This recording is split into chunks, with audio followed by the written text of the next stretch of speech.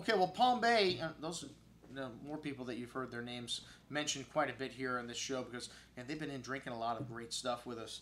And, they have some excellent wines from Italy and, the Feudi di San Gregorio and Planeta from the south, two of the leaders in each of their respective countries. Feudi di San Gregorio, we had their Greco di Tufo, and, I just like to say the names of these wines. Carricante, Greco di Tufo, Fontanfredda.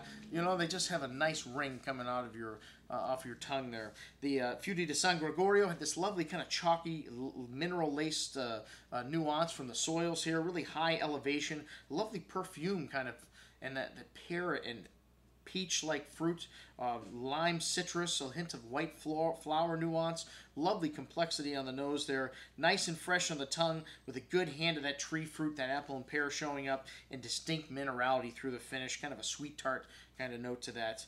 Excellent bottle of distinct white Italian wine. All right, the Carricante, this is the name of the varietal, man.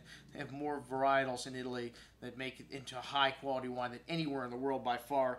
And they have 5 distinct wineries in Sicily, this Planeta, which I didn't know that. I didn't realize they had 5 different wineries, all representing the different geographical regions there that make outstanding wines. This one is from their winery on Mount Etna. Old and new plantings here, 80% Carricante, 10% Riesling, and Muscarello Novello. Fresh lemon zest on the nose here with some candied nuance to the fruit, some minerals, some flinty notes, some wet stone. Lovely intensity here, a very unique wine and distinct terroir and minerality showing with that candied lemon fruit, but not sweet. Lemon zesty kind of note on the tongue, leaving you salivating for food there. A really good bottle of wine, very distinctive.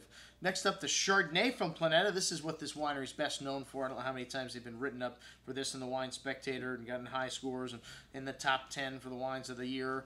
But really nice style of Chardonnay. Kind of reminds me a little bit of the St. Lucia Highland stuff. Lovely tropical fruit, kind of peaches and cream with a hint of creme caramel, butterscotch nuance. A nice hand of that ripe tropical fruit showing on the palate as well, with a nice creamy texture and a nice hint of oak spice. Not overly oaky, but very well balanced. But you definitely notice that showing up there in the wine. All right, well, Fontanafredda. This is a winery that, big winery in the Piedmont. If you told me I'd be waxing poetic about Fontanafredda a few years ago, I'd be telling you you're nuts, absolutely. But this Briccotondo Barbera, what a great little wine. This has been purchased by the same gentleman that bought Borgogno. This guy bought this Donatella, and he is a fantastic winemaker. Actually, he's been here since before Franchetti bought it.